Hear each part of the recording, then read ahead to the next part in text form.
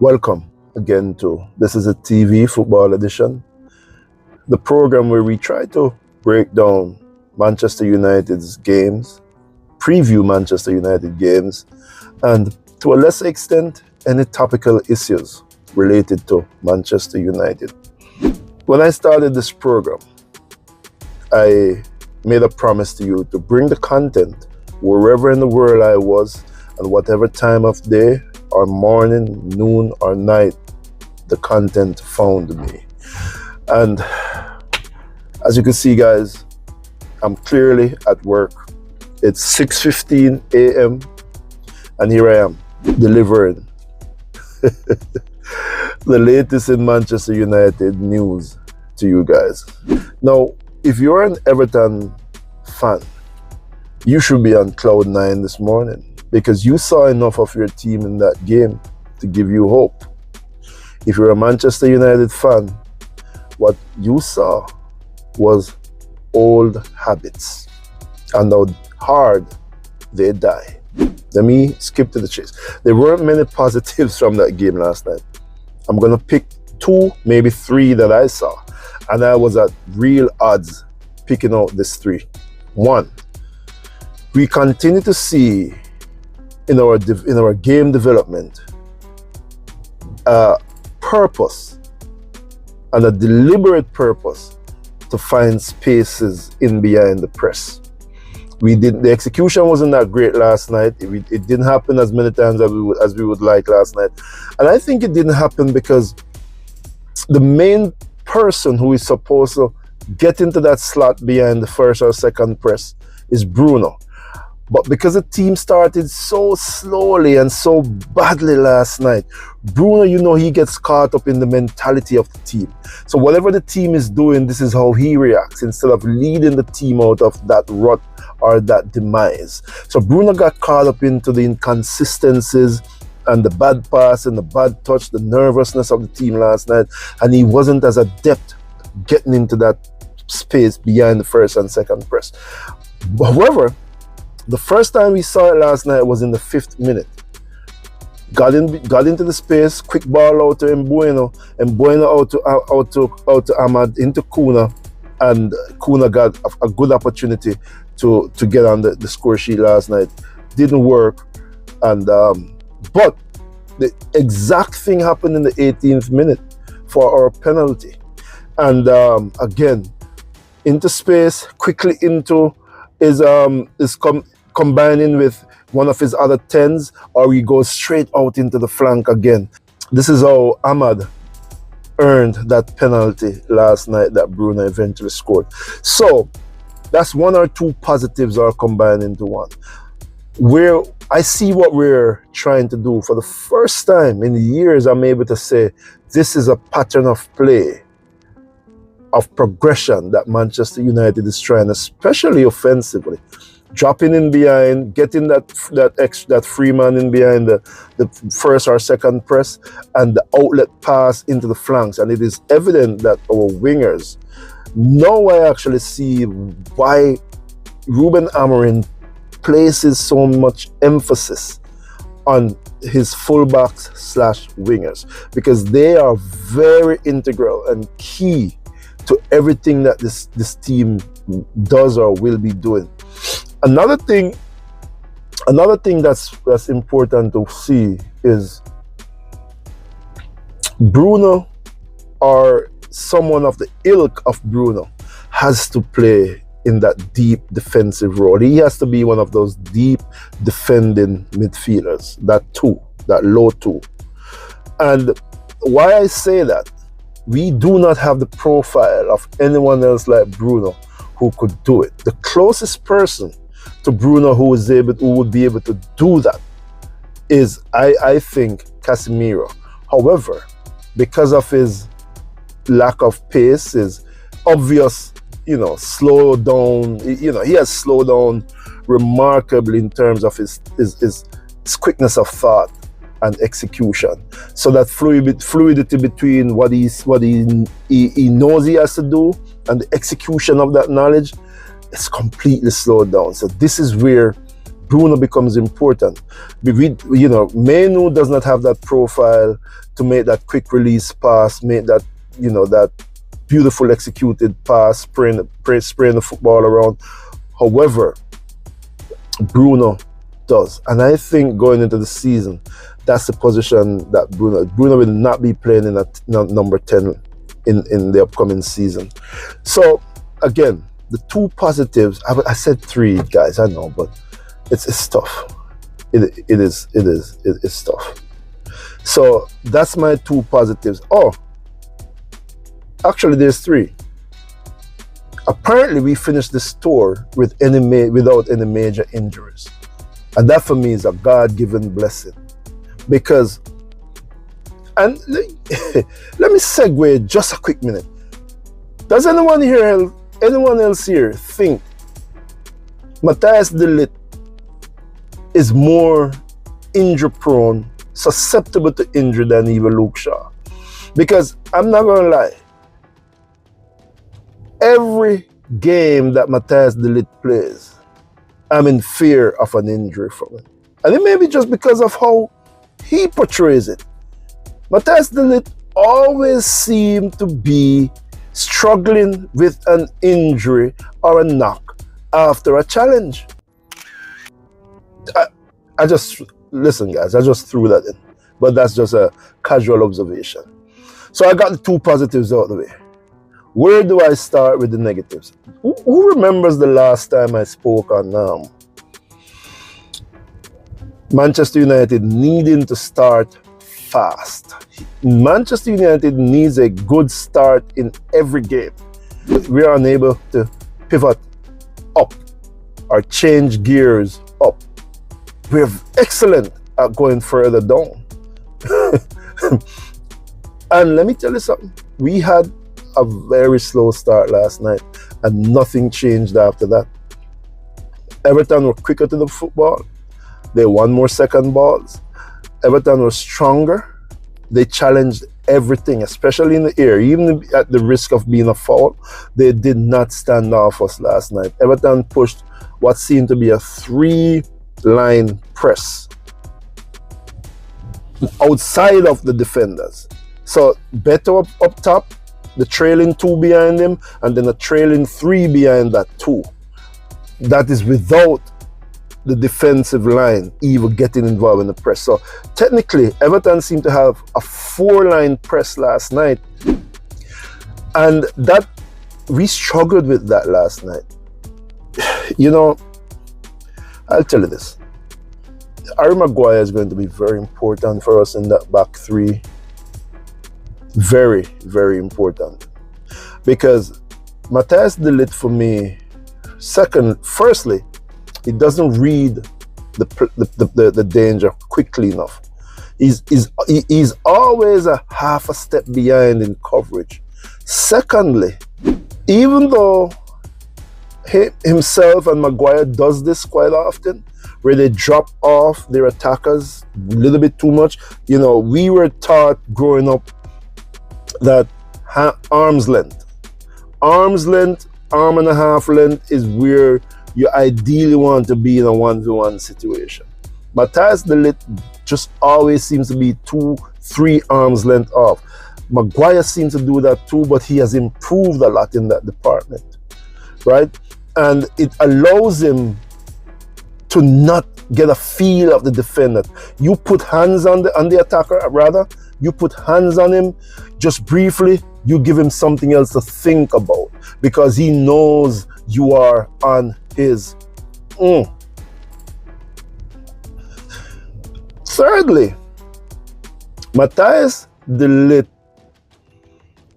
does not seem to understand the urgency that is required of him getting out of the back four and out of the back three. The goal that Bournemouth scored against us was his indecision in making that quick pass out to heaven. Last night, we saw a couple of examples of those also. But the most blatant example was Lenny Yoro. Lenny Yoro had a perfect outlet pass into Ahmad on the flank. dilly-dallied, scuttled, danced, jigged on the football, and then decided, you know what, let me go inside to where the pressure is, giving it in, passing the football into Ugarte, who comes under immediate pressure, and the football is turned over. And, you know, at some point, even when you play with the greatest football players on earth, if you recognize the players having a tough game, as Ugarte was, you have to protect him. Even he may say he may show for the football because that's the training ground stuff, you have to protect your player. So you don't give him that type of pass in a cauldron. And this is what I'm saying, like the simple decision making does not seem to exist in these players' minds. Ugarte was having such a poor game that he was late, not just in certain challenges, he was behind in the tempo of the game. If you notice, every footballer comes into him that he's closed down immediately, he turns right into his defender because he's a half a step, I would say a full step behind the pace of the game. And that was very worrying last night.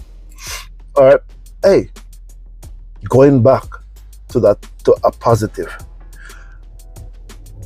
Mason Mount, I know I seem a little bit all over the place right now, but again, I'm broadcasting from work. Cut me some slack, please. Right? Mason Mount shows why he's going to be an exceptional player for Manchester United. His game intelligence is superb. We spoke about space earlier. You know, movement creates space. You guys know that, right? You're an intelligent bunch. When Bruno picks up that football that led to Mason Mount's goal, he had 3 defenders around him. Now, what does Mason Mount do? He makes the run that takes away 2 defenders. But he makes the run just enough to open up space, but not too far away where he doesn't remain an option. Just enough. A dribbling lane for Bruno and also a passing lane for himself. And he knows exactly where he is on the pitch if he receives that ball. And so he does, and without even a second thought, poop, curler, goal. And this is the exploitation of space that I keep referring to, and I'm going to say it ad nauseum. I am going to say it ad nauseum because this is going to be an important factor for us. We're going to come back here in January and you're going to say, wow, Dav really had that right. Right? So, I just wanted to get back to that positive. So I knew it was 2 or 3. That's the third one. I want to go back to the Everton goal in the 39th minute, the one from the first half. We spoke earlier of Euro not recognizing the bad game Ugarte was having. Check this out. Ugarte recovers a ball and is transitioning to offense from his 18-yard box. His first touch gets him some room on his defenders who are closing in sharply. He has 2 options. The first one, I forgive him for because his head was down trying to break that pressure. However, directly ahead of him was Kuna, free, open. And instead of passing out, he's trying to dribble out. And I had a coach who used to say to me back in the days, it's not you that I want the ball. Why the hell are you running at me? Why the hell are you running at me with the ball? Pass the ball and then run past me with for that return pass. And that's exactly what Ugarte didn't do last night. loses possession, and unfortunately ended up into a scoring opportunity. I'm not going to beat the team too much. We had an excellent preseason tour. I am very happy at the direction that I'm seeing. And you could see on Ruben Amorim's face last night, he was disgusted by his team. He was disgusted, as I'm sure a lot of us were, by what we were seeing. Kudos to Everton, and full disclaimer, I worked for Everton before 2006, 2007. I coached with one of their youth academies in Connecticut. One of the best gigs I ever did, one of the best paying gigs I ever did. 6 hours per week, 2 hours on Tuesday, 2 hours on Thursday, 2 hours on game days on Saturdays with the youth. It was the youth coaching setup. So Everton is a personal favorite of mine. I've always had an affinity for that club. But kudos to them. They were bigger, they were stronger, they were quicker, they were quicker to the second balls. They had better passing range, they had better running off the ball, they remained a constant threat. And I want to make, this is not an Everton vlog, but I want to make mention of better. Before the game, David Moyes came out and challenged him, called him out personally. I'd say he was disappointed in him. What did Better do? Didn't have an attitude. He came out there and gave his work. And I have to commend him for that, because these Manchester United players, the minute you say something untowards about them, that's the game. That's the season. So kudos to Everton, kudos to Better. Kudos to David Moyes for obviously putting on his feet, trying a new formation. And if traditionally, this team, Everton, has never been a high-press team. They high-pressed the heck out of us last night. So before we go, I want to keep an eye on Aiden Heaven. I am not comfortable with how uncomfortable he seems in the last 2 games. He does not seem comfortable on the ball, and he does not seem strong enough in 1v1 challenges. And you could just almost see the discomfort on his face. He's not playing relaxed, he's not playing with a smile on his face. All right? And Bueno is clearly not match fit just yet, right? But in phases, you could see his quality. So I'm not worried about Bueno. I'm not worried about Kuna, except for the fact that, for me, it is obvious that Kuna is not a number 9. He can do it, but he's not a number 9 solution. So that is something that we have to examine going forward. I think if we do not get Sesko in through the door, or Ollie Watkins, we have to stick with Highland. We have to continue to give him that confidence. And we have to continue to work at our mental application in these games, right? So right now, with this squad that we have, someone said in my comments in my previous video that he thinks we need one more central defender. That should be a priority. And last night, more than ever, I saw that.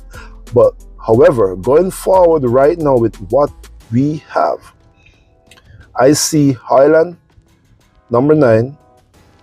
I see Mbueno and Kuna playing the 2 number 10s. I see Bruno and Ugarte playing deep. Ahmad playing that wing-back role. Yes, over Dallo. Dogu on the left, and rounding off the back, Luke Shaw, Harry Maguire, and Lenny Yoro. This is how I see it, guys. Unless something major happens, this is what I see going forward. Now, Ugarte would be my only concern, right? He was man of the match against Bournemouth, but then he dropped his level again last night. So I'm going to watch that going forward. So until next time, guys, the season starts soon. I think we have one, maybe two more preseason games, but the season starts in 2 weeks, and that's where we're headed for. Come back here for more Manchester United news, and stay with us. This is a TV football edition. I'm out.